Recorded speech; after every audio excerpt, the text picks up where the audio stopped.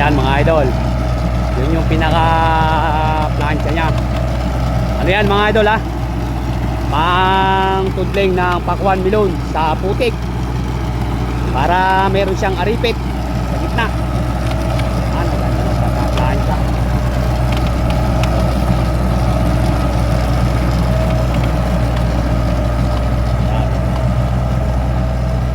Yan mga idol. Oh.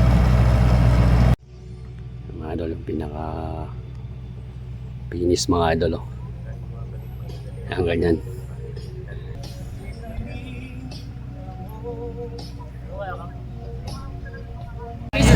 Ibig sabihin naman bossing, paano naman yung paggagayak para maganda? Paano yung paggagayak sa lupa? Eh, yun na nga po, yung sa depende sa tubig, kung mas matubig, maganda, mas patag. Oo, ganun yan. Yung para pang nagayak ka ng ano, ng lili ng inapalay, ganun ba boss yung tubig? Oo, yung matubig, ganun. Lubog yung lupa sa tubig. 3, 2, 1, let's go!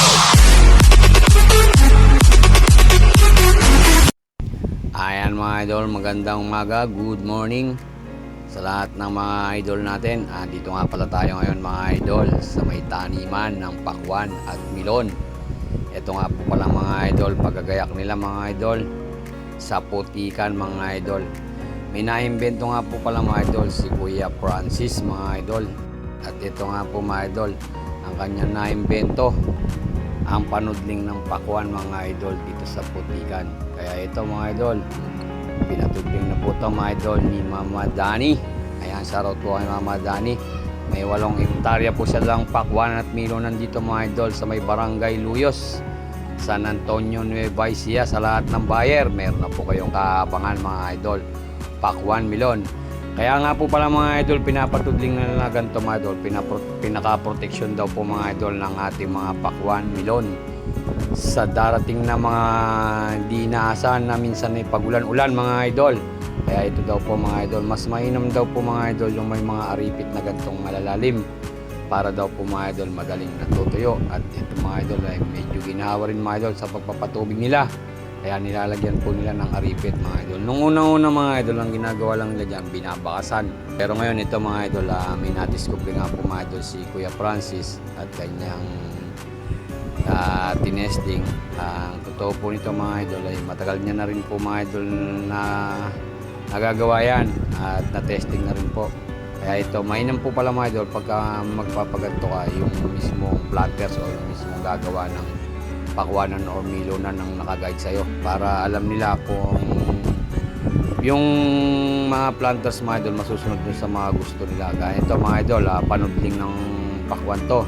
Yan, sinabi kung gaano ang pagitan. Kaya ito mga idol, yun naman mga idol ang sunod-sunod ng ating operator na si Kuya Francis. Yan. Ito nga pala mga idol, yung paggagayak po pala ng ganito. Sabi ni Kuya Francis, may entrance matubig daw mga idol, mas maganda.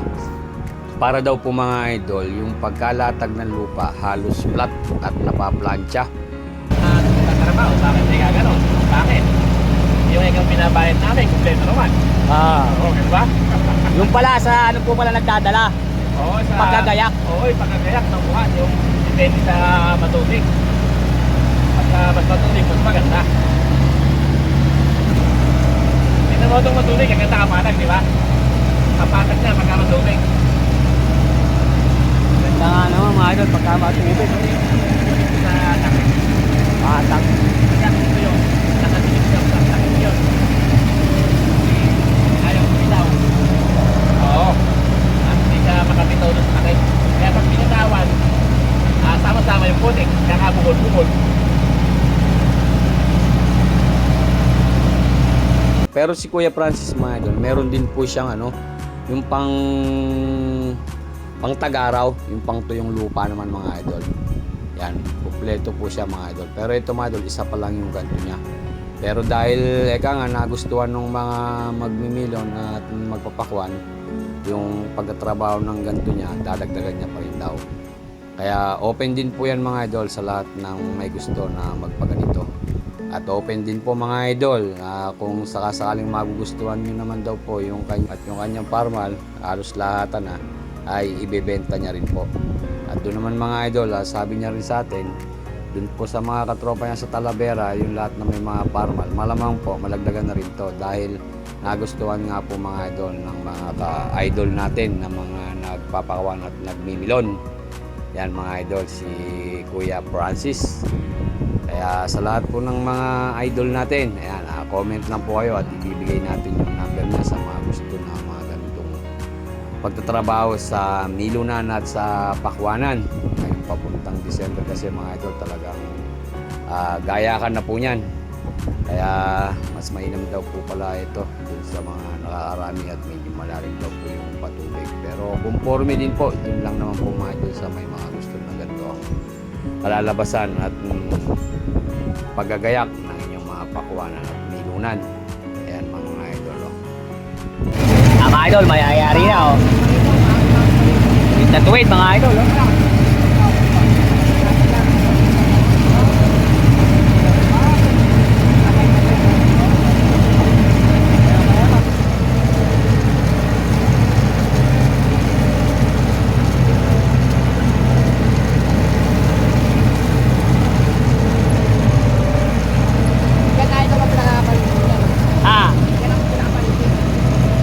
Ah, paligi. Pinakapaligi daw po to. Baka lang, ito nga.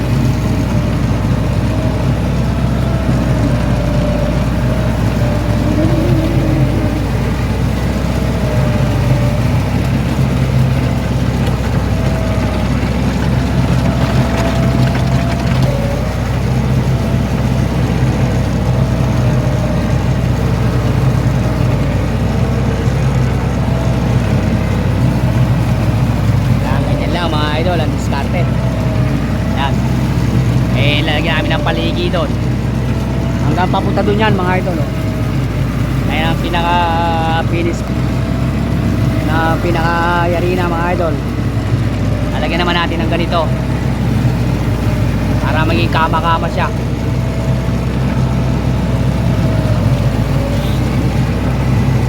Matira na, ika nga. Susunod idol, lalagyan natin ng pang-plastic yan. Lalagyan natin ng pang-plastic na para lahat silang ginagawa. Oo, lalagyan na natin. Oo nga, eh. Oo. Abangan natin yung yan, eh. Oo, sa next year yun, next year na. Next year daw, mga idol, gagawin na ni Bossing yung kasama na yung plastic.